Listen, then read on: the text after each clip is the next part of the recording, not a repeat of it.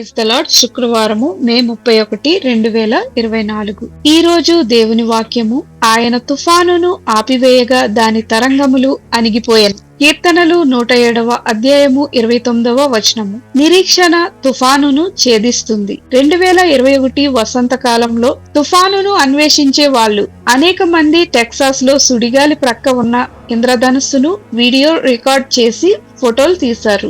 ఒక వీడియోలో పొలంలో గోధుమల పొడవాటి వెన్నులు గిరగిరా తిరిగే గాలుల శక్తితో వంగిపోయాయి. ఒక అద్భుతమైన ఇంద్రధనస్సు బూడిద రంగు స్కైలైన్ లో మేఘ అంచులలో కత్తిరించబడి తుఫాను వైపు వంగింది. మరొక వీడియోలో ప్రేక్షకులు రోడ్డు ప్రక్కన నిలబడి సుడిగుండం ఆకారంలో ఒక మేఘం ప్రక్కన నిర్భయంగా నిలబడ్డారు. కీర్తనలు 107వ అధ్యాయంలో కీర్తనాకారుడు కష్ట సమయాల్లో దేవుని వైపు తిరగమని నిరీక్షణ అందిస్తూ ప్రోత్సహిస్తాడు. తుఫాను మధ్యలో ఉన్న కొందరిని ఎటూ తోచక ఉన్నారని అతను వివరించాడు. శ్రమకు తాళలేక వారు యెహోవాకు మొర్రపెట్టిరి. ఆయన వారి ఆపదలలో నుండి వారిని విడిపించెను.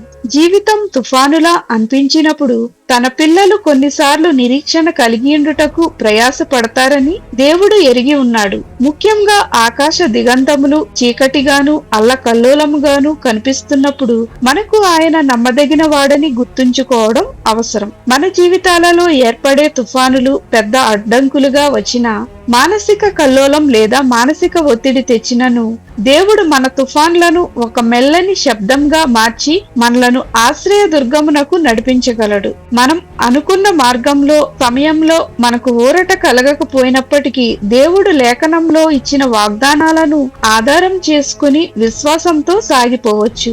ఆయన నిత్యమైన నిరీక్షణ ఎలాంటి తుఫానునైనా ఛేదిస్తుంది.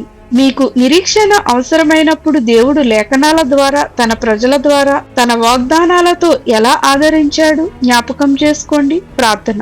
ప్రియమైన దేవా, నా జీవితంలో ఏది సంభవించినా నా నిరీక్షణాస్పదముగా ఉన్నందుకు మీకు ధన్యవాదములు. ఎల్లప్పుడూ నాకు తోడుగా ఉండమని యేసు నామమున అడుగుచున్నాం తండ్రి. ఆమేన్.